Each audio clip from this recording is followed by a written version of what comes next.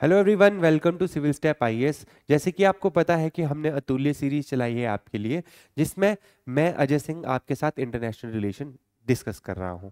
देखिए, ये हमारा डे 2 है और आज जिसके बारे में हम बात करेंगे वो है India's regional diplomacy, neighbourhood and West Asia. ठीक है, थोड़े नेबरहुड कंट्रीज के साथ जो रिलेशन है उनके बारे में डिस्कस करेंगे और वेस्ट एशिया के साथ स्पेशली हम आज की क्लास में डिस्कस करेंगे। ठीक है, तो जो एक्सपेक्टेड थीम्स है जिन पे क्वेश्चंस पूछे गए हैं पहले, और ये लगता है कि इनके ऊपर और क्वेश्चन आ सकते हैं, वो है India's response to India Israel Palestine war 2023, India middle east Europe economic corridor और डायस्पोरा लेड इकोनॉमिक कॉरिडोर्स। ठीक है, तो ये एक्सपेक्टेड थीम्स हैं, इनके ऊपर क्वेश्चंस आगे हैं जिनकी प्रोबेबिलिटी इस बार एग्जाम में डायरेक्टली और इनडायरेक्टली पूछे जाने की ज्यादा है। तो आपका पहला क्वेश्चन है, India's response to Israel Palestine war 2023 reflect strategic balance between humanitarian values and regional interest. देखो, इजराइल पैलेस्टीन वॉर होता है ना, बट इंडिया यहाँ पे क्या करता है? इंडिया बिल्कुल ऐसा नहीं है कि क्रिटिसिज्म कर देता है इसराइल का कि इसराइल ने बहुत गलत किया है ना ये अटैक करके। ठीक है, इंडिया एक न्यूट्रल पोस्चर मेंटेन करके रखता है। इसका रीजन क्या है? इसका सबसे बड़ा रीजन है कि हमारे लिए जो अरब कंट्रीज है ना, वो भी इंपॉर्टेंट है और हमारे लिए इसराइल भी इंपॉर्टेंट है। इसराइल हमारे लिए एग्रीकल्चर है ना, और दूसरी चीज हो गई आपका डिफेंस के पॉइंट ऑफ व्यू से बहुत ज्यादा इंपॉर्टेंट है। और जो अरब कंट्रीज हैं वो हमारी इंपॉर्टेंट है ऑयल सिक्योरिटी से रिलेटेड, हमारी एनर्जी सिक्योरिटी से रिलेटेड, बिकॉज इंडिया काफी ज्यादा अमाउंट में इन कंट्रीज से क्या करता है? ऑयल इंपोर्ट करता है। देखो, तो इंट्रोडक्शन में आप यही चीज लिख सकते हो कि भाई जो इजराइल पैलेस्टीन कॉन्फ्लिक्ट हुआ है, जो हमास ने अटैक करा है इजराइल पे, है ना, वहां पे देखो ग्लोबल कंसर्न्स उसकी वजह से पूरे वर्ल्ड में है ना। India's response reflected delicate balance between moral principles like humanitarian support and strategic interest in the West Asia. ठीक है, चलो अब देखो इंडिया ने किस तरीके से बैलेंस करा है ह्यूमैनिटेरियन वैल्यूज को। यहां पे देखो, कंडेमनेशन ऑफ टेररिज्म। तो इंडिया ने स्ट्रांगली कंडेम करा है कि जो हमास वालों ने अटैक करा था अक्टूबर 7 2023 को, जिसमें कि बहुत सारे लोग जो इजराइल के यहाँ पे एक म्यूजिक फेस्टिवल था वहां पे काफी लोग एंजॉय कर रहे थे, है ना।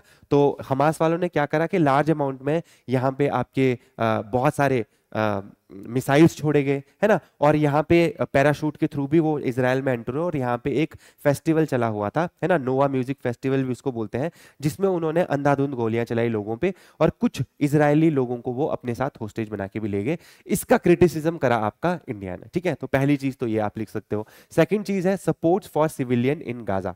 अब देखो, जैसे ही ये चीज हुई वैसे ही इजराइल ने अटैक कर दिया आपका हमास पे। ठीक है, हमास पे बेसिक अटैक तो हमास पे हुआ था, बट अटैक कहां पे किया गया? गाजा स्ट्रिप में, जिसमें इनोसेंट लोग भी मारे गए, है ना।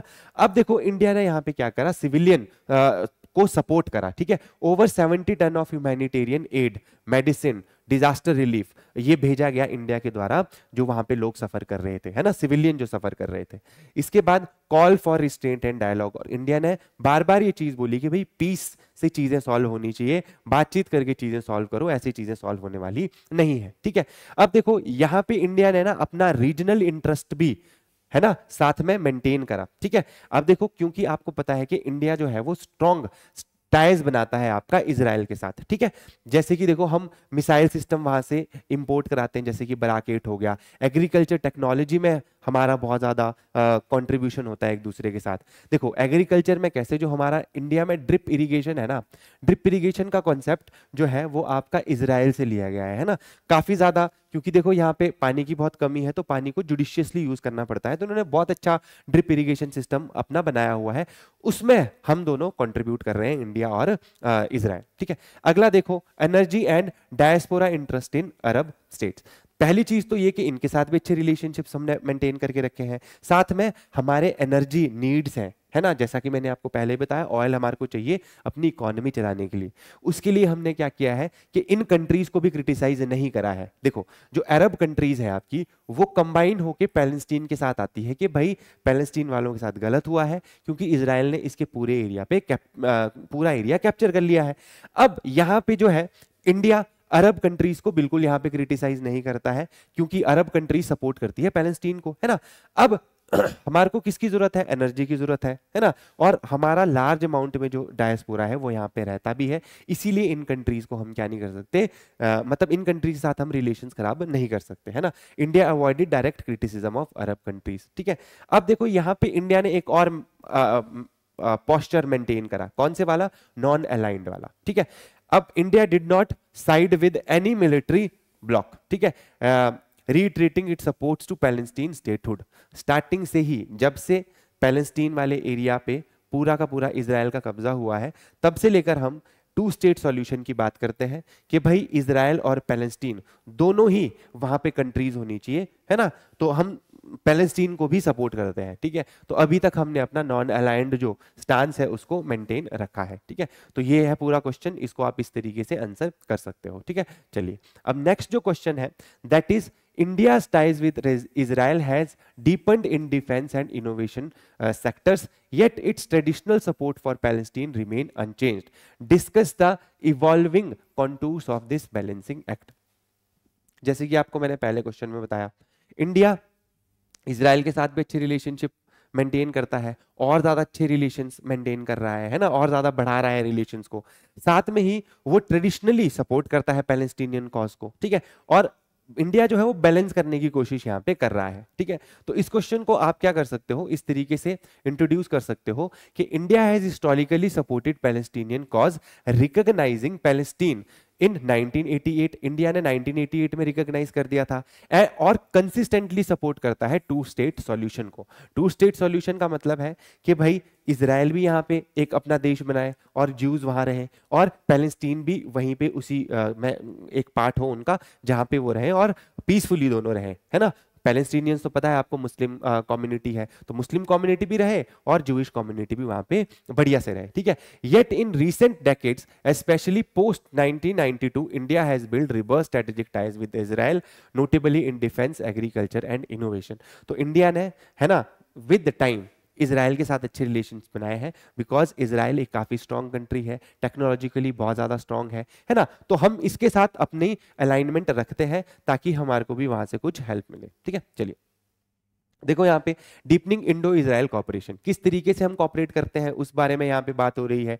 डिफेंस एंड सिक्योरिटी टाइज की बात हो रही है ना। जैसे कि हम बराक 8 मिसाइल है, हिरोन ड्रोन्स है ना, बॉर्डर सर्वेलेंस सिस्टम्स है जो कहाँ से इंपोर्ट करते हैं, है ना। इनमें हमारी डील रहती है दोनों कंट्रीज के बीच में, इंडिया और इजराइल के बीच में, डिफेंस एंड सिक्योरिटी टाइज से related.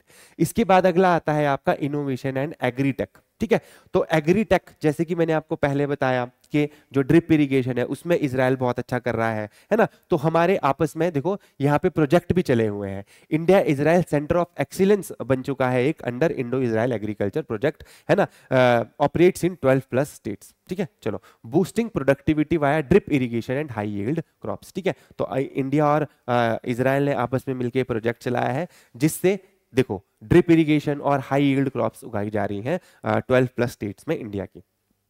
Counter terrorism and intelligence sharing, India values Israel experience in counter terrorism operations and cyber security. देखो जो इजराइल है ना वो दुश्मनों से घिरा हुआ है, तो उसने विद टाइम ना टेक्नोलॉजी बहुत अच्छी बना ली है, सर्वेलेंस की टेक्नोलॉजी, ठीक है। और इंडिया भी ऐसा ही है, इंडिया एक साइड पाकिस्तान है, एक साइड आपका चाइना है, तो इंडिया को क्या रहता है, थोड़ा डर रहता है ना, कि कभी ये कंट्रीज अटैक ना कर दे। तो सर्वेलेंस यहाँ पे बहुत इंपॉर्टेंट रोल प्ले करती है, और इसी में एक कंट्री हमारे हेल्प के लिए आती है, वो है इजराइल, ठीक है। चलो, तो ये पॉइंट्स आप यहाँ पे लिख सकते हो कि डीपनिंग जो इंडिया और इजराइल की कॉपरेशन जो बढ़ रही है वो किस तरीके से बढ़ रही है।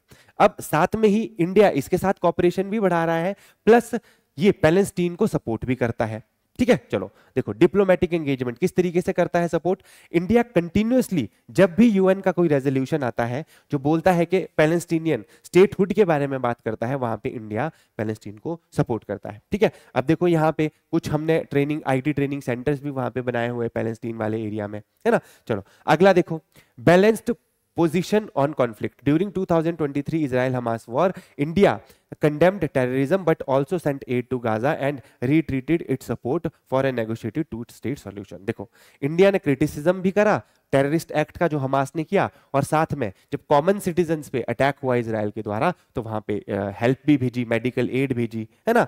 तो ये एक तरीके से इंडिया बैलेंस कर पा रहा है, और ये काइंड ऑफ इंडिया की डिप्लोमेटिकली जीत भी है ना, कि दो कंट्रीज जो एक दूसरे के दुश्मन है, दोनों के साथ ही आपके क्या है, अच्छे रिलेशंस है ना, और दोनों को ही आप सपोर्ट कर पा रहे हो। कैसे कर पा रहे हो, ये भी अपने आप में एक केस स्टडी है, ठीक है। चलिए, तो इसी तरीके से आप इस क्वेश्चन को आंसर कर सकते हो, ठीक है। देखो, ये क्वेश्चंस ज्यादा क्यों मैंने ऐड करे हैं, बिकॉज अभी ना न्यूज में यही चला है, और आपको पता है कि यूपीएससी में जो न्यूज में चीजें चली होती हैं उन पे प्रोबेबिलिटी होती है कि ज्यादा उन पे क्वेश्चंस आए एग्जाम में, ठीक है। चलिए, तो नेक्स्ट आप क्वेश्चंस देख सकते हो। अब देखो, जो नेक्स्ट क्वेश्चन है that is related to your India's energy security.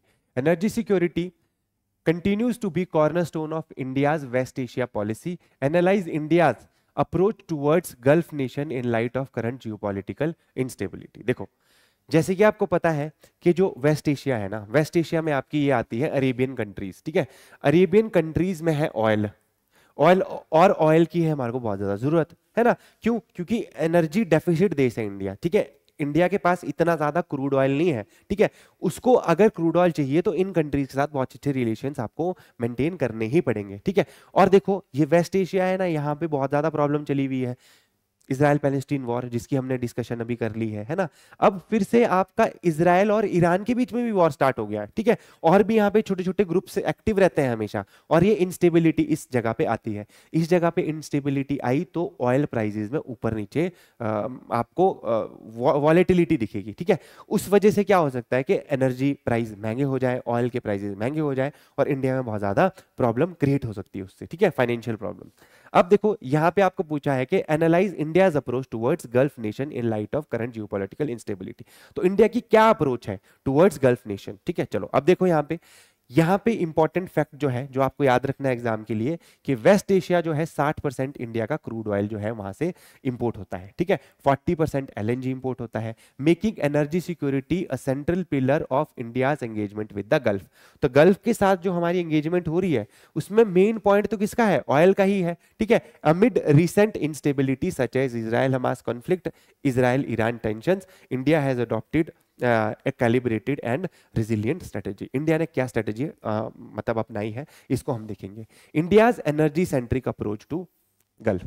अब देखो, इंडिया ने क्या किया है कि किसी भी एक कंट्री के साथ नहीं रखे रिलेशन, कि ईरान के साथ ही रख दिए, सऊदी अरेबिया को रहने दिया, सभी कंट्रीज के साथ जो वेस्ट एशिया में अच्छे रिलेशन मेंटेन किए हैं, ताकि एक अगर कंट्री कॉन्फ्लिक्ट में आ जाए तो हम दूसरी कंट्री के पास जा सके, है ना, ऑयल लेने। चलो, तो diversified oil imports, India's oil, so India source of oil, India sources oil from UAE, Saudi Arabia, Iraq, Kuwait to avoid over dependence on any single actors, ठीक है। ये हो गया लॉन्ग टर्म स्ट्रेटेजिक पार्टनरशिप, जैसे हमने Saudi Arabia के साथ, है ना, ये पार्टनरशिप करी है, स्ट्रेटेजिक पार्टनरशिप काउंसिल बनाई है ना। और इसके बाद देखो, जैसे ये एडनॉक हो गया, ठीक है, ये एनर्जी कंपनी है आपकी यूएई की, इसके साथ हमने स्ट्रेटेजिक रिजर्व के लिए पार्टनरशिप करी हुई है। कहाँ पे ये बन रहा है स्ट्रेटेजिक ऑयल रिजर्व, मैंगलोर में। इन्वेस्टमेंट इन अपस्ट्रीम एसेट्स, है ना, देखो यहाँ पे ओएनजीसी विदेश है, वो आपका स्टेक होल्ड करती है कुछ जो आपके ऑयल ब्लॉक्स हैं इराक और यूएई में, ठीक है। यहां से आपकी अप्रोच दिखते हैं इंडिया की कि क्या है। Energy infrastructure and transit corridor, promotion of India middle east Europe economic corridor. देखो, G20 हुआ, G20 में ये बहुत इंपॉर्टेंट जो एक इनिशिएटिव है इंडिया की तरफ से आया, India middle east Europe economic corridor, इसको डेवलप किया जा रहा है ताकि हमारी जो रिलायंस है ना, मतलब हमारे जो सी लेन ऑफ कम्युनिकेशन है, जैसे देखो, अगर इंडिया मिडल ईस्ट से कनेक्ट होके आपका यूरोप को कनेक्ट होता है, तो बाकी जो दूसरे रूट्स हैं, जैसे सुएज कैनाल वाला रूट है, इनकी जो डिपेंडेंस है वो थोड़ी घटेगी, है ना। अगर देखो, अभी ये सुएज कैनाल वाला रूट बंद हो जाता है ना, तो बहुत ज्यादा एनर्जी सिक्योरिटी की प्रॉब्लम हो जाती है, सप्लाई चेन डिसरप्ट हो जाती है पूरे वर्ल्ड में। तो इसके बनने से ना हमारे को थोड़ा हेल्प मिलेगा, हमारे पास एक ऑल्टरनेट रूट होगा जहां से हम एनर्जी अपनी ले सकें, ठीक है। चलिए, तो ये पॉइंट हो गया स्ट्रेटेजिक रिस्पांस टू इंस्टेबिलिटी। अब देखो, बैलेंसिंग जियोपॉलिटिकल टेंशन। अब देखो, यहां पे पहली चीज क्या बोली गई थी कि भाई इंडिया की अप्रोच क्या है ना, ये अप्रोच है डाइवर्सिफाई किया हुआ है पूरा हमने। और उसके बाद स्ट्रेटेजिक रिस्पॉन्स टू इंस्टेबिलिटी, कि भाई हमारा रिस्पॉन्स क्या है जो यहाँ पे इंस्टेबिलिटी आई। देखो इंडिया हमेशा बैलेंस करके चलता है ना, न्यूट्रल रहता है, ठीक है। शिया सुन्नी कॉन्फ्लिक्ट जो है, जो उनके बीच में राइवलरी है, उससे भी हम अलूफ रहते हैं, ठीक है। ईरान के साथ भी हमारे अच्छे रिलेशन है और हमारे सऊदी अरेबिया के साथ भी अच्छे रिलेशन है, जबकि इन कंट्रीज की आपस में क्या है, दुश्मनी है, आपस में नहीं मानते एक दूसरे को, ठीक है। चलो तो ये सारी चीजें हैं, है ना। चलो diaspora and maritime security, protecting 8 million Indians in Gulf and safeguarding energy shipping lanes in Persian Gulf and Red Sea remains top priority. देखो इंडिया का ना काफी अमाउंट में जो हमारा लगभग 80 लाख लोग रहते हैं आपकी ये गल्फ कंट्रीज में, ठीक है। वहां पे काम करने जाते हैं, है ना, और वहां से बहुत ज्यादा पैसा भिजवाते हैं इंडिया, जिसको कि रेमिटेंसेस बोला जाता है। तो आपने रिसेंटली देखा होगा ना काफी टाइम में कि जो प्रधानमंत्री मोदी हैं वो गल्फ कंट्रीज बहुत विजिट कर रहे हैं, है ना। यूएई काफी जा रहे हैं, सऊदी अरेबिया के साथ एंगेजमेंट बढ़ा रहे हैं, ईरान के साथ एंगेजमेंट बढ़ा रहे हैं, ठीक है। तो ये सारी चीजें हो रही है, क्यों हो रही है, इन लोगों की वजह से हो रही है, ठीक है। दूसरी चीज एनर्जी सिक्योरिटी इन लोगों की वजह से हो रही है।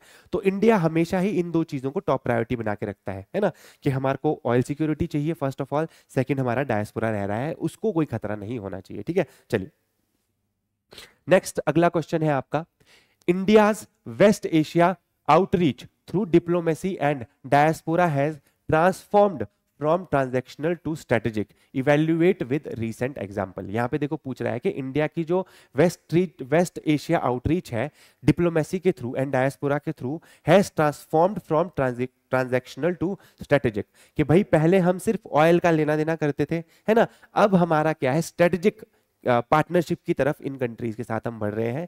इवेल्युएट करने को बोला है विद रीसेंट एग्जांपल्स। देखो आप इस क्वेश्चन को पता कैसे स्टार्ट कर सकते हो, कि भाई देखो जो हमारा इंडिया का वेस्ट एशियन एंगेजमेंट थी वो पहले ऑयल इंपोर्ट्स, वर्कर्स रेमिटेंसेस और एनर्जी सिक्योरिटी पे ज्यादा डिपेंडेंट करती थी, और जो हमारा इनके साथ रिलेशन था वो लार्जली ट्रांजैक्शनल था, मतलब पैसे का लेन देन ज्यादा होता था।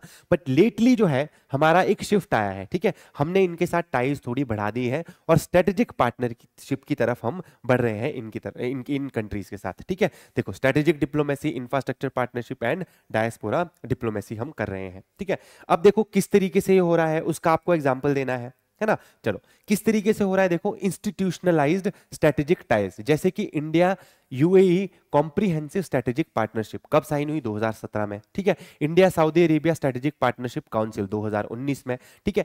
ये आप का बता रहा है कि अब जो हमारा इनके साथ एंगेजमेंट है इन कंट्रीज के साथ वो सिर्फ ट्रांजैक्शनल नहीं है ना, अब हम उससे आगे बढ़ना चाहते हैं, ठीक है, कॉपरेशन करना चाहते हैं डिफेंस में, स्पेस में, एआई में, ठीक है। अब देखो इंडिया एनर्जी कॉरिडोर्स में भी ज्यादा है वो कर रहा है, इन्वेस्ट कर रहा है, जैसे कि इंडिया द्वारा स्टार्ट किया गया है India middle east Europe economic corridor, ठीक है। G20 जब 2023 की समिट हुई थी उसमें ये इनिशिएटिव लिया गया था, एक और पिलर ऐड हो गया है ना। तीसरा है diaspora as a strategic leverage, बहुत ज्यादा अमाउंट में हमारा डायस्पोरा वहां पे रहता है, जो कि गल्फ कंट्रीज की इकोनॉमी को भी बहुत कंट्रीब्यूट करता है, और गल्फ कंट्रीज भी इसको रिकॉग्नाइज करती है ना, कि इंडियंस जो है बहुत अच्छे से काम करते हैं, बहुत मेहनती होते हैं, है ना, ये वो भी रिकॉग्नाइज करते हैं, है ना। Over 8 million Indians in gulf countries, इतना एनुअली क्या है ये हमारे को 50 बिलियन प्लस जो रेमिटेंसेस जो है वो भेजते हैं, ठीक है। अब पीएम मोदी भी विजिट करते रहते हैं इन कंट्री में, जैसे कि यूएई, कतर हो गया, ओमान हो गया, directly outreach to Indian community and leaders strengthening cultural and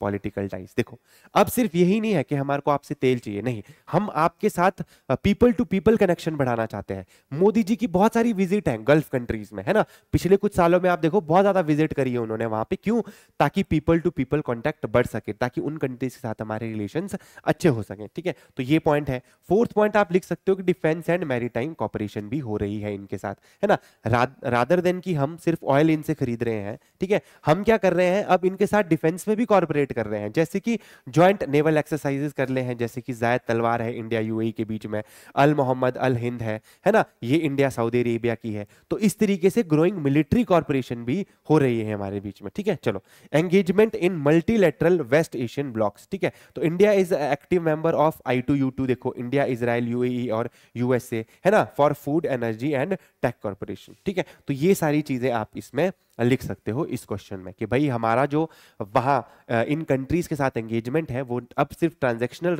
नहीं रह गई, अब वो स्ट्रेटेजिक की तरफ ज्यादा शिफ्ट कर रही है। नेक्स्ट जो है वो है इंडियाज नेबरहुड डिप्लोमेसी, जो नेक्स्ट थीम है इसके बारे में हम इसमें डिस्कस करेंगे। नेक्स्ट क्वेश्चन है As Sri Lanka continues its economic recovery and regional competition intensifies in Indian Ocean, examine how India's long-term developmental and humanitarian engagements with Sri Lanka is shaping its image as a reliable regional leader. देखो, जो श्रीलंका है वहां पे क्या आई, आपकी economic crisis आई। Economic crisis के time पे India ने उसकी काफी ज्यादा हेल्प करी। अब ये क्वेश्चन पूछ रहा है कि भाई इंडिया की जो long term developmental and humanitarian जो वहां पे एंगेजमेंट्स हैं श्रीलंका में, वो इंडिया की जो इमेज है उसको किस तरीके से वहां पे शेप कर रही है। ठीक है, तो आप यहाँ पे इंट्रोडक्शन दे सकते हो कि भाई India's neighbourhood first approach complemented by its Sagar, है ना। सागर जो इनिशिएटिव इंडिया ने चलाया है, इसकी फुल फॉर्म क्या है, security and growth for all in the region. ये विजन है हमारा इस पूरे एरिया के लिए। Has guided its deepening engagement with Sri Lanka. As Sri Lanka recovers from its 2020 economic crisis, India's sustained humanitarian developmental and financial assistance has reinforced its position as responsible and reliable regional power। ठीक है, तो इस तरीके से आप इसकी इंट्रोडक्शन कर सकते हो। अब देखो इंडिया किस तरीके से एंगेज कर रहा है विद श्रीलंका। देखो सबसे पहले तो हमने क्या किया, इनको ह्यूमैनिटेरियन एड प्रोवाइड करी। ठीक है, ह्यूमैनिटेरियन सपोर्ट प्रोवाइड करा। 2022 में जब इन पे क्राइसिस आ गई थी, 4 बिलियन तक की एड दी है हमने इनको, फ्यूल, फूड, मेडिसिन मिला के। ठीक है, करेंसी स्वैप एग्रीमेंट्स इनके साथ स्टार्ट करे हैं, डिफर्ड लोन पेमेंट्स, है ना। मतलब देखो हमने काफी ज्यादा लोन दिए होंगे, अभी इकोनॉमिक क्राइसिस में है, अब वो ये वापस नहीं कर पाएंगे, तो हमने क्या कर दिया कि कोई बात नहीं, आप बाद में पे कर देना जब आपकी इकोनॉमी अच्छे से हो जाएगी। तो इस तरीके से हमने एक अच्छे नेबरहुड का फर्ज निभाया है। ठीक है, इसके बाद देखो डेवलपमेंटल असिस्टेंस हमने दी है, हम वहां पे housing, education, solar energy, health, digital infrastructure, इन सारी चीजों पे वहां पे हम क्या कर रहे हैं,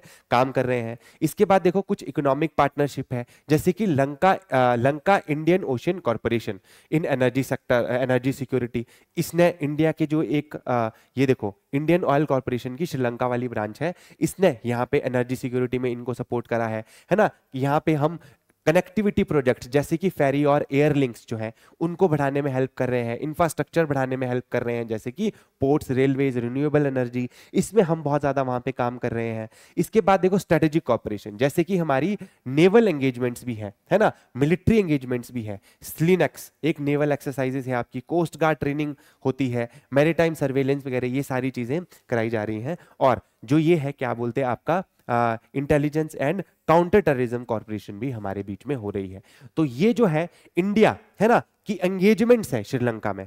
अब देखो जो ये एंगेजमेंट इंडिया वहां पे कर रहा है, इसका इंपैक्ट क्या है इंडिया के लिए, इस चीज का फायदा क्या है, क्या फायदा होगा इंडिया के लिए, कि एक डिपेंडेबल पार्टनर की तरह उभर के आएगा इंडिया, कि अगर आपके नेबरहुड में कुछ गलत होता है तो आप as a first responder act करोगे। आप बहुत अच्छे से, है ना, फर्स्ट रिस्पॉन्डर, आप बहुत अच्छे से वहां की प्रॉब्लम समझोगे और उनको हेल्प करोगे, है ना। और जैसे कि इंडिया चाहता भी है ग्लोबल साउथ का लीडर बनना, तो उस केस में एक लीडर वही होता है जो दूसरों की हेल्प करता है। ठीक है, तो वहां पे ये पॉइंट आप ऐड कर सकते हो। सेकंड क्या है, स्ट्रेंथनिंग इंडिया सागर विजन। देखो इंडिया का विजन है security and growth for all in the region. ठीक है, तो जो ये इंडियन ओशन रीजन है, इसके लिए इंडिया का ये विजन है। अब ये विजन ना इन चीजों से ना और ज्यादा अच्छे से सामने आता है, एक मैसेज आता है पूरे वर्ल्ड को कि भाई सिर्फ इनका विजन ही नहीं है, ये इस विजन के लिए काम भी कर रहे हैं। ठीक है, तो reinforce India's commitment for inclusive and stable Indo Pacific. ठीक है, चलो इसके बाद अगला पॉइंट आप लिख सकते हो इसमें, geopolitical leverage, countering China's influence over strategic assets like Hambantota port. देखो हम्बनतोता की पोर्ट की स्टोरी समझना। हम्बनतोता पोर्ट जो था ना, वो श्रीलंका ने चाइना को लीज पे मतलब ऐसे दिया हुआ था। बेसिकली क्या हुआ था ना, कि जो हम्बनतोता पोर्ट है ना, उसके लिए लोन, उसको डेवलपमेंट के लिए लोन लिया हुआ था आपका श्रीलंका ने। तो श्रीलंका ना चाइना को वो लोन पे बैक नहीं कर पाया, और उसकी वजह से ना हम्बनतोता पोर्ट को लीज पे देना पड़ गया। किसके द्वारा लीज पे दिया गया है ये श्रीलंका ने लीज पे दे दिया आपके चाइना को। कितने सालों के लिए, 99 ईयर्स के लिए। अब ये पोर्ट किसके हाथ में चला गया, चाइना के हाथ में। अब चाइना के हाथ में ये पोर्ट चला गया, अब इस पोर्ट पे चाइना क्या करता है, क्या पता मिलिट्री डिप्लॉयमेंट कर दे, कुछ किसके हाथ में नहीं, श्रीलंका के हाथ में नहीं है। तो चाइना क्या करता है भाई, चाइना एक डेट ट्रैप में फंसाता है, पहले आपको पैसा देगा कि ले लो लोन ले लो लोन ले लो, और जब आप पे बैक नहीं कर पाओगे तो आपकी एक टेरिटरी का हिस्सा वो मांग लेगा। देखो जैसे इनसे ये हम्बनतोता पोर्ट लिया हुआ है, ठीक है। अब यहां से क्या होता है ना, इन सारी चीजें करने से जो इंडिया वहां पे इतनी सारी एंगेजमेंट कर रहा है, इंडिया की इमेज क्लियर जाती है कि इंडिया चाइना की तरह नहीं है जो आपको क्या करेगा, डेट ट्रैप में फंसाएगा, आपकी टेरिटरी हथियाने की कोशिश करेगा। नहीं, ये आपकी हेल्प करेगा। अगर आप इंडिया के साथ अच्छे रिलेशन रखोगे तो इंडिया हमेशा आपके साथ आएगा, है ना। जब भी आपका बुरा टाइम होगा इंडिया सबसे पहले वहां पे खड़ा होगा। चलो, अब चैलेंजेस क्या है इंडिया के लिए इन सब के बावजूद? देखो, पॉलिटिकल इंस्टेबिलिटी है भाई, श्रीलंका में भी बहुत ज्यादा पॉलिटिकल इंस्टेबिलिटी है। कुछ टाइम पहले जब इकोनॉमिक क्राइसिस आई थी ना, यहाँ के राष्ट्रपति वगैरह सारे भाग गए थे कंट्री छोड़ के, ठीक है। तो ये प्रॉब्लम है ना। और अभी भी डेट में है कंट्री, आईएमएफ से लोन चला है इनका, बाकी कंट्रीज ने इनको हेल्प करी है, अभी भी इकोनॉमी सस्टेन नहीं कर पाई है, इतनी अच्छी उभर के नहीं आ पाई है, ठीक है। सेकेंड चीज, competition with China in infrastructure and influence.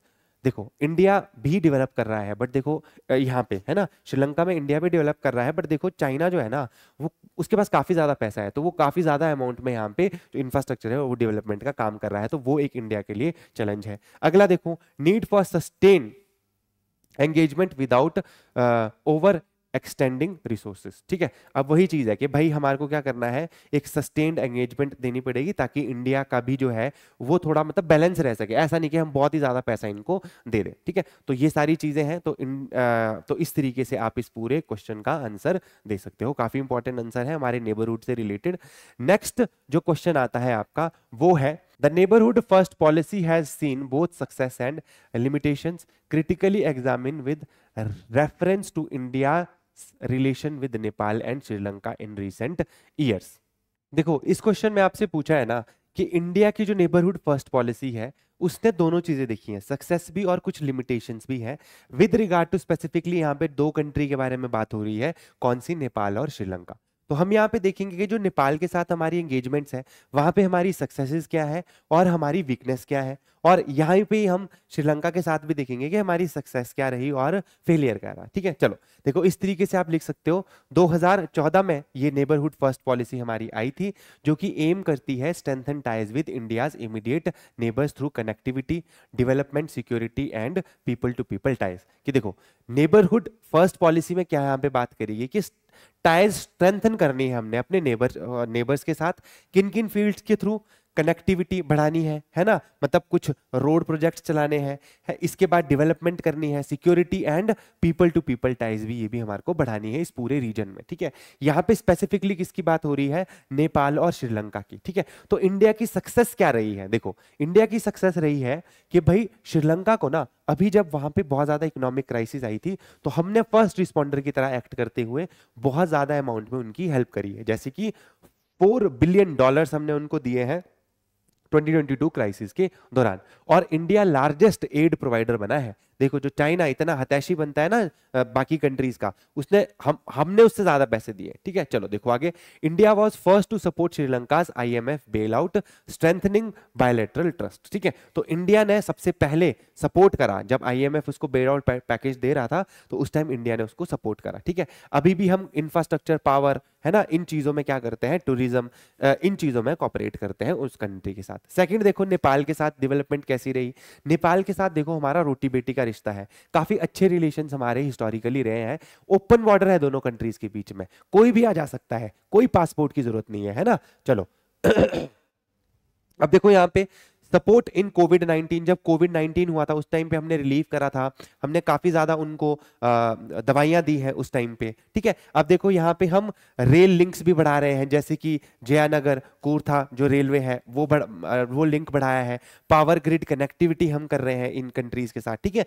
देखो अभी रिसेंटली क्या हुआ है कि इंडिया, बांग्लादेश और नेपाल के बीच में क्या हुआ है, एक ट्राइलेटरल एग्रीमेंट हुआ जिसके तहत नेपाल में बिजली बनाई जाएगी, इंडिया के थ्रू बांग्लादेश को सप्लाई की जाएगी, ठीक है। तो इस तरह के इनिशिएटिव्स जो है वो हमने चलाए हैं नेपाल के साथ, ताकि नेपाल के साथ हमारे रिलेशंस अच्छे हो सके।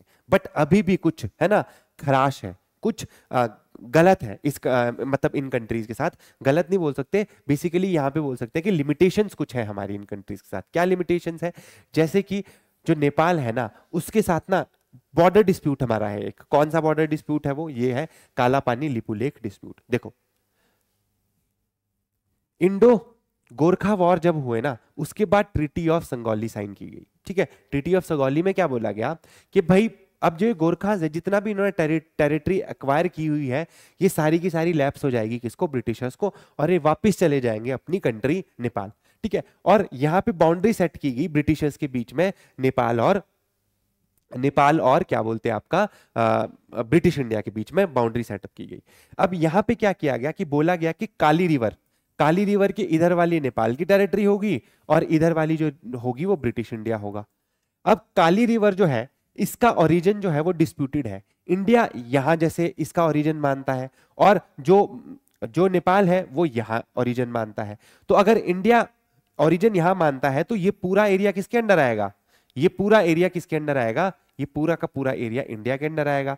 और अगर नेपाल अपना बाउंड्री इधर मानता है तो ये पूरा का पूरा एरिया जो होगा वो नेपाल के अंडर आएगा। तो यही डिस्प्यूट है, ये जो काला पानी लिपू लेक वाला जो डिस्प्यूट है वो यही डिस्प्यूट है कि ये जो पूरा एरिया है नेपाल भी क्लेम करता है और इंडिया भी क्लेम करता है। ठीक है, अब कुछ टाइम पहले नेपाल ने क्या करा था कि अपने मैप्स रिलीज कर दिए थे जिसमें ये वाला एरिया उन्होंने खुद का दिखाया। ठीक है, चलो नेक्स्ट पॉइंट है चाइना स्ट्रेटेजिक इनरोड्स। देखो, नेपाल और श्रीलंका दोनों में ही चाइना की क्या है, इंटरफेरेंस है। नेपाल भी एक बिन पैंदे की लोटी की तरह है, कभी चाइना की गोद में जाता है, कभी इंडिया के पास आता है। ठीक है, तो इस तरीके से है, मतलब ये क्या करते हैं, जो आपका नेपाल है वो एक तरीके से इंडिया को ना और चाइना को बैलेंस करके चलता है। इंडिया वाले बात नहीं सुनेंगे तो चाइना के पास चला जाएगा, चाइना वाले बात नहीं सुनेंगे तो इंडिया के पास चला जाएगा। मतलब अपनी जो स्ट्रेटेजिक लोकेशन है उसका बहुत अच्छा फायदा उठाता है। और ये दोनों ही कंट्रीज जो है वो चाइना के साथ कॉपरेट करती हैं, किसमें, बेल्ट एंड रोड जो इनिशिएटिव है इसका ये पार्ट है, दोनों ही कंट्रीज। तो इस तरीके से आप इस क्वेश्चन को आंसर कर सकते हो।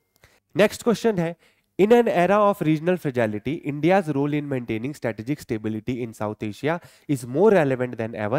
Do you agree? Substantiate. देखो, यहाँ पे बोला गया है कि साउथ एशिया में बहुत ज्यादा फ्रिजैलिटी है और इस टाइम पे इंडिया का रोल स्ट्रेटेजिक स्टेबिलिटी बनाने के लिए इस एरिया में बहुत ज्यादा इंपॉर्टेंट है।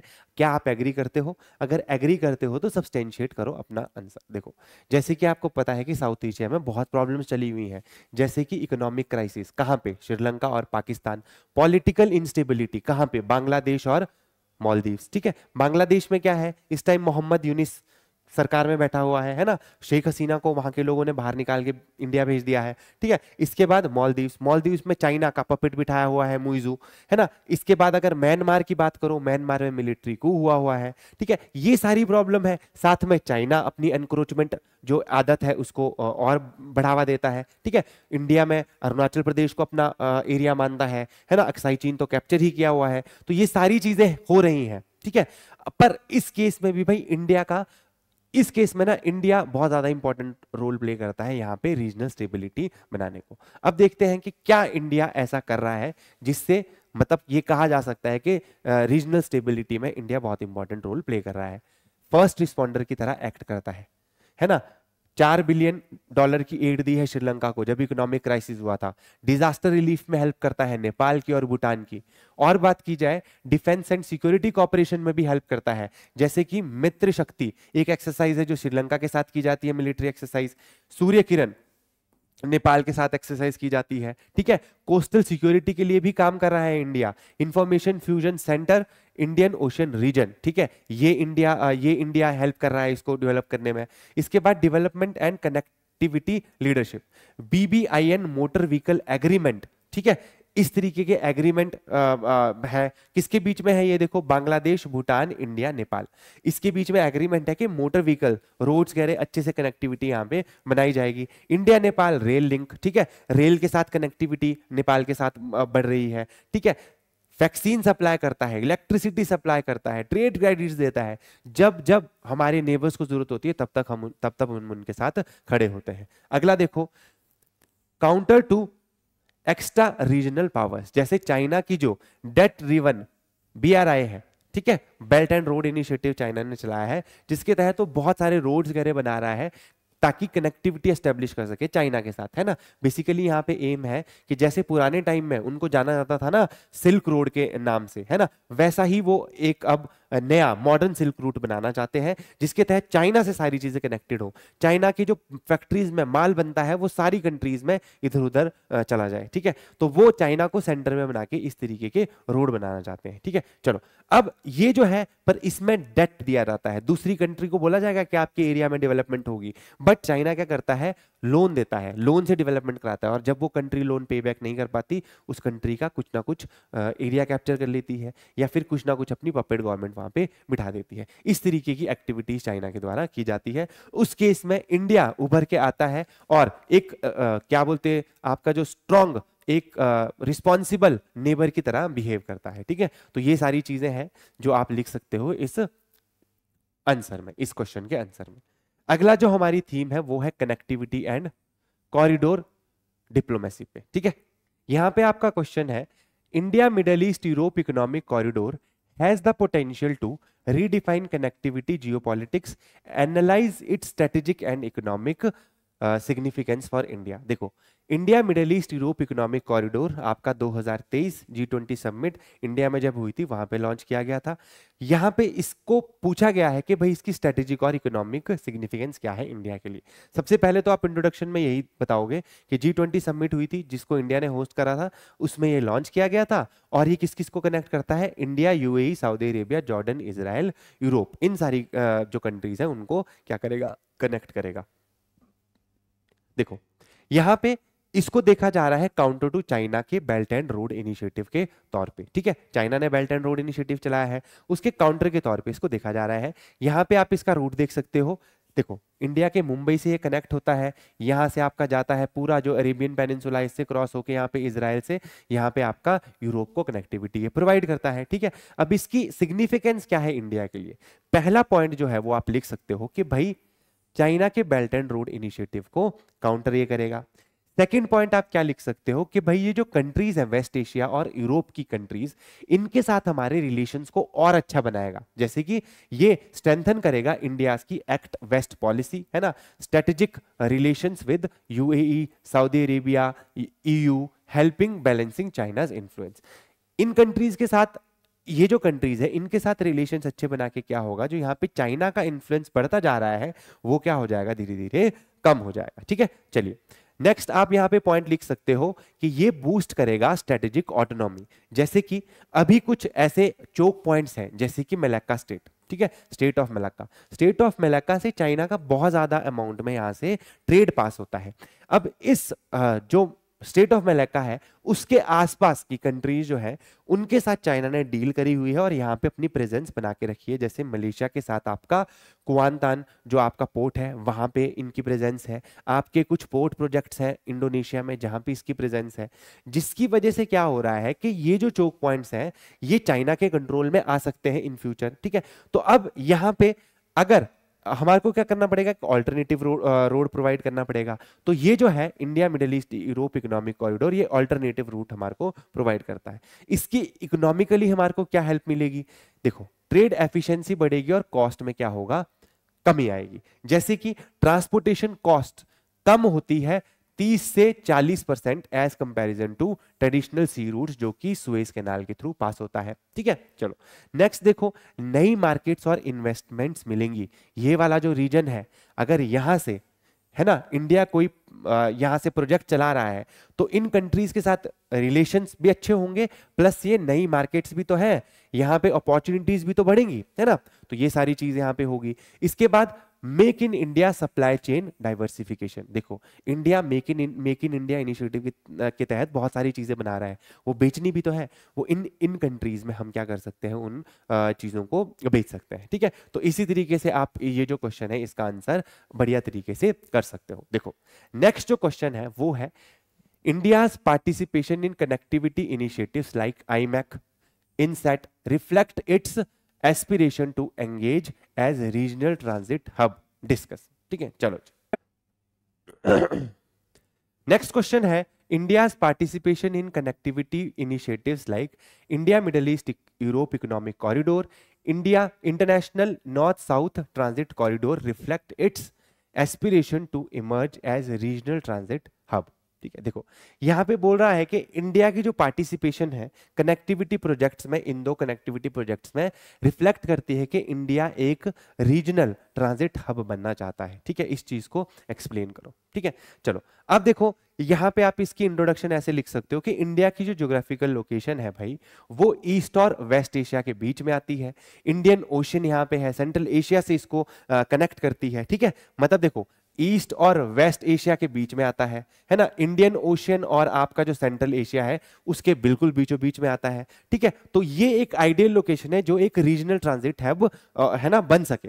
ट्रांजिट हब का क्या होता है, बेसिकली जहां पे आपके लॉजिस्टिक्स आते जाते हैं। ठीक है, जहां जो कि एक इंटरमीडिएटरी का काम करेगा। जैसे मान लो ये वाली साइड से है ना, आपका ईस्ट वाली साइड से कोई यहां से शिप आती है, ठीक है, इंडिया में रुके। ठीक है, इंडिया में रुकने के बाद फिर से रीलोड होके आगे चली जाए। ठीक है, तो मतलब इंडिया अब क्या बनना चाह रहा है, एक ट्रांजिट हब बनना चाह रहा है। ठीक है, चलिए तो ये क्वेश्चन है, इसमें आप इस तरीके से इंट्रोडक्शन लिख सकते हो और उसके बाद आप पॉइंट जो दे सकते हो इस तरीके से दे सकते हो कि इंडिया का कनेक्टिविटी वर्जन क्या है। ठीक है, देखो ये दो इनिशिएटिव है जो जिसका हम पार्ट है।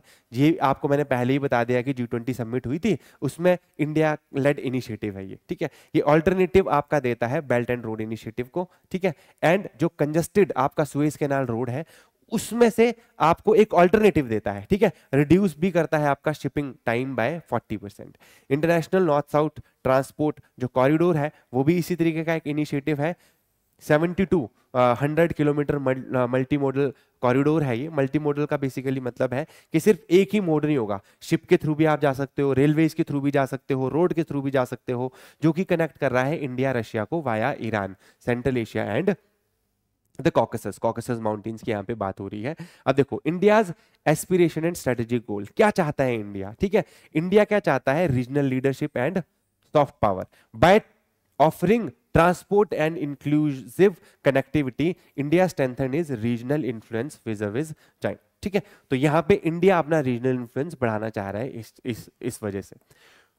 Boost to trade and logistic. ठीक है, enhance India's integration into global value chains supporting make in India export diversification. देखो अगर इंडिया ट्रांजिट हब बनता है ना तो इंडिया के ट्रेडर्स को भी फायदा होगा, है ना। यहाँ पे जो मेक इन इंडिया इनिशिएटिव है उसके तहत जो प्रोडक्ट्स बन रहे हैं उनको बेचने में और उनको यहाँ से सप्लाई करने में भी किसी और कंट्रीज में बहुत ज्यादा फायदा होगा। ठीक है, energy and digital infrastructure diplomacy.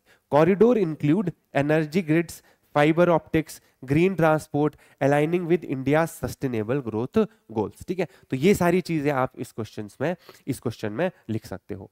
तो आज का जो हमारा लास्ट क्वेश्चन रहेगा वो रहेगा India's engagement in project like Kaladan multi modal transit transport project and the trilateral highway with Southeast Asia reflect its Act East policy goals, analyze their strategic importance for India's connectivity vision। ठीक है, तो ये आपका 10वां question है। ठीक है, इसमें यहाँ पे बात हो रही है दो प्रोजेक्ट्स की। यहाँ पे बात हो रही है आपकी Kaladan multi modal transit transport corridor की और दूसरा यहाँ पे हो रही है आपकी बात ट्राइलेटरल हाईवे की। ठीक है, India Myanmar Thailand trilateral highway जो बन रहा है उसकी। देखो और यहां पे एक और कीवर्ड आपको दिखा, एक्ट ईस्ट पॉलिसी। ठीक है, एक्ट ईस्ट जो पॉलिसी है आपको क्वेश्चन यहां से स्टार्ट करना है because this is very important policy. ठीक है, ये कब स्टार्ट हुई थी आपकी 2014 में ये पॉलिसी लाई गई थी नरेंद्र मोदी जी के द्वारा। यहां पे एम था कि डीपन किया जाएगा, बढ़ाया जाएगा relation, economic strategic and cultural ties बढ़ाई जाएगी आपकी साउथ ईस्ट एशियन नेशंस के साथ। ठीक है, तो उसी के तहत ये प्रोजेक्ट चलाए गए जैसे कि Kaladan multi modal transit transport project. ठीक है, अगला है आपका इंडिया म्यांमार ट्राइलेटरल हाईवे। ठीक है, अब देखो ये कालाधाम मल्टी मॉडल प्रोजेक्ट देख लो किस तरीके से है। ये देखो कोलकाता वाला रीजन है ना। ये कोलकाता वाला जो रीजन है ये यहाँ से शिप के थ्रू आपका कनेक्ट करेगा इस वाली जगह को सितवे पोर्ट। सितवे पोर्ट से फिर यहाँ से आपका रिवर के थ्रू, कालाधान रिवर के थ्रू यहाँ से जो शिपमेंट्स है उसको ऊपर पहुंचाया जाएगा, है ना, प्लेटवा तक। फिर यहाँ से आपका रोड कनेक्टिविटी से आपका कहाँ तक पहुंचा जाएगा, ये जो आपका आइजवाल मिजोरम तक है, मिजोरम की जो कैपिटल है। ठीक है, यहां तक पहुंचा जाएगा। ठीक है, तो इससे क्या हेल्प मिलती है, देखो एक तो हमने किसी और कंट्री के साथ भी एंगेजमेंट बढ़ा दी, प्लस हमने अपना जो नॉर्थ ईस्ट है ना, जो कि बहुत ज्यादा कनेक्टेड नहीं है इंडिया से, बिकॉज यहाँ पे देखो बीच में इतना बड़ा गैप आ जाता है, बांग्लादेश इस जगह छोटा सा कॉरिडोर है सिलीगुड़ी कॉरिडोर, जो इससे हमारे को कनेक्ट करता है। तो अगर वो चोक हो गया ना तो हमारे लिए बहुत ज्यादा प्रॉब्लम है ना। चाइना अगर उस पूरे एरिया को कैप्चर कर लेता तो हमारे लिए प्रॉब्लम है। तो इसीलिए हम एक ऑल्टरनेटिव वे बना रहे हैं जिससे हम यहाँ पे भी कनेक्टिविटी प्रोवाइड कर सके। ठीक है, आई होप इतना आपको समझ आया होगा। नेक्स्ट अब देखो क्या है, देखो स्ट्रेटेजिक इंपॉर्टेंस क्या है इन प्रोजेक्ट्स की इंडिया के लिए। देखो सबसे पहला तो है कि भाई रीजनल कनेक्टिविटी बढ़ाएगा। ठीक है, इस पूरे एरिया में वैसे ही इतनी अच्छी कनेक्टिविटी नहीं है, साउथ एशिया वाला रीजन इतना ज्यादा डेवलप्ड रीजन नहीं है ना, और यहाँ की क्लाइमेट कंडीशन भी इतनी ज्यादा अच्छी नहीं है, बारिश वगैरह ज्यादा है ना इन रीजन्स में। तो अब उस वजह से जो प्रोजेक्ट्स बन भी रहे हैं वो भी खराब हो रहे हैं। तो इस तरीके के जो प्रोजेक्ट्स है ना वो हमारे को हेल्प करते हैं। ठीक है, तो रीजनल कनेक्टिविटी बढ़ाने को देखो जो ये कालाधाम मल्टीमोडल ट्रांसपोर्ट प्रोजेक्ट है, ये आपका कोलकाता पोर्ट से लेकर आपका प्लेटवा, ये हमने सारा मैप अभी तक देखा, मिजोरम तक ये कनेक्ट करता है। सेकंड जो है इस चीज का इंपॉर्टेंस क्या है, एक्ट ईस्ट पॉलिसी के जो ऑब्जेक्टिव्स हैं कनेक्टिविटी है ना, उसमें से जो एक है उसको बढ़ाने में ये हेल्प करता है। थर्ड लिखो, थर्ड देखो नॉर्थ ईस्ट इंडियाज डेवलपमेंट। देखो नॉर्थ ईस्ट मैंने आपको बताया सिलीगुड़ी कॉरिडोर है। ठीक है, चैलेंजेस आते हैं कि भाई वहां पे पहुंचाया कैसे जाए, जो ये लॉजिस्टिक्स है, तो उनके लिए ये प्रोजेक्ट्स हमारे बहुत ज्यादा हेल्प कर सकते हैं। इसके बाद देखो अगला स्ट्रेटेजिक एंड जियोपॉलिटिकल लिवरेज। यहाँ पे चाइना का जो इन्फ्लुएंस है ना इस रीजन में, ठीक है, उसको कम करने में भी ये हेल्प कर सकता है, बिकॉज चाइना बहुत ज्यादा पैसा दे रहा है बेल्ट एंड रोड इनिशिएटिव के तहत। ठीक है, चलो नेक्स्ट है कि इंडिया की जो सप्लाई चेन है और ट्रेड रूट्स है उसको डाइवर्सिफाई करने का ये काम करेगा। वही बात जो चिकन नेक है सिलीगुड़ी कॉरिडोर है ना, वहां की डिपेंडेंस को रिड्यूस करेगा, open up new energy trade routes towards south east Asia. ठीक है, तो ये सारी चीजें हैं। अब यहाँ पे चैलेंजेस क्या है इस रीजन इन प्रोजेक्ट्स को, कि देखो म्यांमार के साथ ये चीज है ना, तो अब यहाँ पे म्यांमार में भी इंस्टेबिलिटी है ना, सिक्योरिटी कंसर्न्स है, यहाँ पे बहुत सारे इंसर्जेंट ग्रुप्स हैं आपके म्यांमार में, और एक और चीज है infrastructure deficit and funding constraint है ना, पैसा कहाँ से लाओगे इतना ज्यादा। ठीक है, समझ गए, तो ये सारी प्रॉब्लम है। तो ये इस तरीके से आप इन क्वेश्चंस को आंसर कर सकते हो। इसके अलावा जैसे कि आपको पता है हर क्लास में आपको एडिशनल कुछ क्वेश्चंस दिए जाते हैं, तो these are the additional questions जो आपको खुद अटेम्प्ट करने हैं। ये आप कहाँ पे अटेम्प्ट कर सकते हो, अपने घर पे भी अटेम्प्ट कर सकते हो, आप हमारे कोचिंग इंस्टीट्यूट आ सकते हो। चंडीगढ़ में हमारा कोचिंग इंस्टीट्यूट है, घुमारवी में हमारा कोचिंग इंस्टीट्यूट है, और शिमला में हमारा इंस्टीट्यूट है। ठीक है, यहाँ सिविल स्टेप की आप बिल्डिंग में आके है ना, यहाँ पे प्रॉपर लाइब्रेरी है, वहां पे आप बैठ के प्रॉपर टेस्ट दे सकते हो। ठीक है, इन क्वेश्चंस को आप लिखो, इवेल्युएट कराओ टीचर्स को। ठीक है, अगर ऐसा नहीं करना है तो घर बैठे भी आप लिख के जो डिस्क्रिप्शन में दिए हुए लिंक है उन पे आप इस क्वेश्चन को सेंड कर दो, आपको प्रॉपर फीडबैक मिलेगा। ठीक है, तो आज के लिए इतना ही करते हैं, ये 5 क्वेश्चंस आप प्रैक्टिस करिएगा। ठीक है, तो थैंक यू, आज के लिए इतना ही।